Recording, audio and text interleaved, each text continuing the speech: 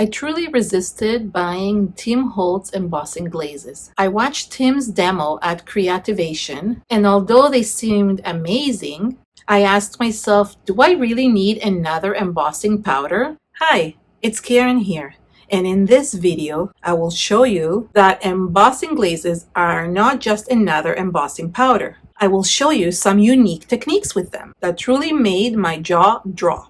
And here is a secret. I only bought them recently. Shh, don't tell Tim. It's okay not to be able to afford every single product that comes out on the market. And here is another secret. I didn't buy the whole range of colors. I only bought 5. I feel it's better to buy colors that you love to work with, instead of buying all the colors and having sit on a shelf somewhere without use. We know we're all guilty of doing this and accumulating so many products. Because by picking your favorite colors, it will help you get inspired and create with confidence. So let's get started. Most of you know that you can emboss ink with embossing powders by stamping an image. And you can do the same thing with embossing glazes. That's not the technique that I want to show you today because I don't want to teach you something you already know. But I'm going to be stamping my background just because I think it's really helpful to show you the other techniques that I'm going to show you if you have texture in the background. Since embossing glazes are translucent, I really want to show you how the stamps will show through the translucency. So this is what I'm doing. I'm stamping the background with one of the Tim Holtz stamps just so I can really have some texture in the background. The first technique is so cool, and I saw Tim Holtz do it in one of his demos. I was mesmerized by the results that I had to try it for myself. It requires Crackle paste, a stencil, and embossing glazes. The first thing you do is you apply the Crackle paste through the stencil to create the pattern. You can do this technique on any flat surface like a canvas, art journal, or even a card background. You can even do the technique without a stencil just by applying Crackle paste on the background with a palette knife or a credit card. I've done this technique with regular modeling paste and embossing powders. But any type of paste works, and you can do it with modeling paste, texture paste, and like you see here with Crackle paste. The reason why I chose to do it with Crackle paste is because I really want to show you the mosaic look. And stay tuned to watch the results because my jaw dropped when I saw it. Right after you're done applying the paste, and while the paste is still wet, which is a really important point, you start sprinkling embossing glaze onto the paste. You can do it with your fingers or, as I found it more helpful, with a tiny little spoon. You add a little bit at a time and then you move the surface around to make sure that the powder sticks to the paste. You can start with the lightest color like I'm doing here with a speckled egg, and I'm adding it in the center because I want to add a focal point in my center on top of that area. Then I'm continuing with my fossilized amber.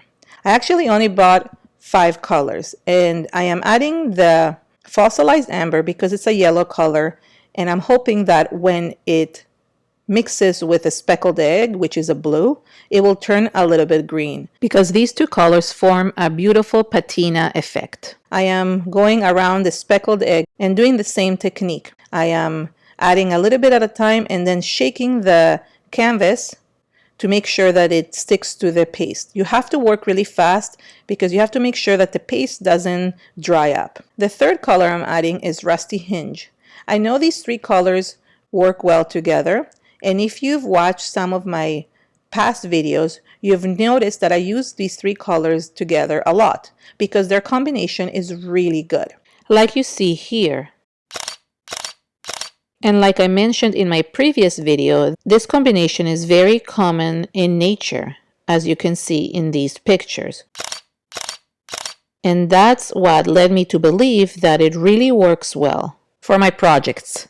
You can watch some of those color combination videos on my YouTube channel. I will link those at the end of this video. I continue adding the Rusty Hinge at the edges and shaking the canvas to make sure that it sticks to the paste. If you're working on a paper surface, you can just tap it lightly on the back to make sure that it sticks properly. Now the key to this technique is letting the paste fully dry. So while the paste is drying, I am going to create my focal point. And comes to my second technique. This technique is so simple, you'll wonder why you never tried it. The secret to this technique is that you can emboss with water. Wait, what? Yes, water. You don't need the embossing inks and daubers all the time. You can just spray water on a surface like I'm doing here. You can definitely use embossing ink or daubers. I'm going to show you 2 ways to do this technique. The first one you see right here, and all I'm doing is spraying some water on the bird mold and then adding the powder. Once the powder sticks to the water, I heat set it and it melts into the background.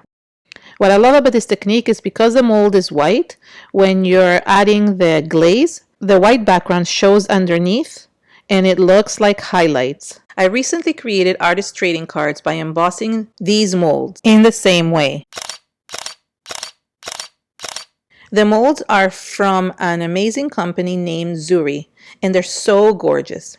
I combined the same colors again, starting with the speckled egg first and then the fossilized amber, which is a yellow. And as you can see here, the blue and the yellow mixed together to create a beautiful green patina in the middle. For the rusty hinge, I am going to show you a different technique, which I thought was really cool to do. If you have an embossing pen, which is something that most people might have in their stash from a long time ago, you can actually use the embossing pen to just add some lines onto any type of object. In this case, I'm adding some lines on some of the wings to create a little bit of depth. And then all I do is just sprinkle the rusty hinge embossing glaze onto the lines that I made. Then when I heat set it, it will only go on that area and create really cool designs. This is a great way if you want to be very precise for where you want to apply the embossing glaze. What I love about these embossing glazes is that they're translucent. So you do see one color on top of another, and you actually see the beauty underneath it, which is great. Another technique that is really great is that you don't even have to add any embossing dauber or water or anything to your background. Any powder that you add on top will stick to the glaze and will just melt on top of it once you heat set it. So the vintage photo embossing glaze that I'm adding right now just sticks to the hot rusty hinge that was underneath. You have to work fast enough that the melted part is still hot, that the powder will stick to it. I took some vintage photo distress oxide ink and added a little bit of inking to the edges of the bird just to darken her wings a little bit more. I have more techniques coming up, but at first I want to show you how the embossing glaze melted on top of the Crackle paste. Once the Crackle paste was fully dry, I heat set the embossing glaze. You need to use an embossing tool to heat set the background. The cool thing about it is that the embossing glaze melted on top of the Crackle paste, and it melted only on the surface of the paste. It didn't go in between the crackles. So it looks as if the background has a mosaic texture, and it's just so beautiful. And here's the second technique I was going to show you by embossing the glaze just with water. But this time a little bit differently. I'm going to use it on a flatter surface. The first thing I'm doing, and I'm just stamping again on the edges of the canvas, only because this is a very wide canvas. If you had a flat canvas, you don't have to do this part, but you can still do the technique I'm going to do next.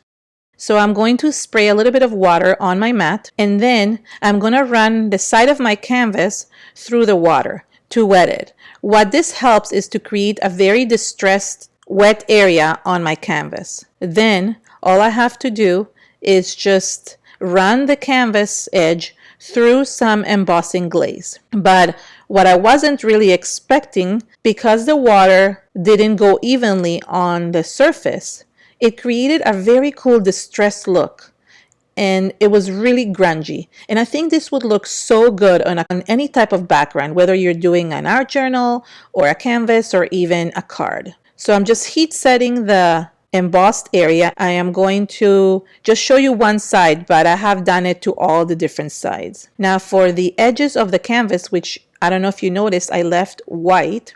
I really wanted to add some darker areas.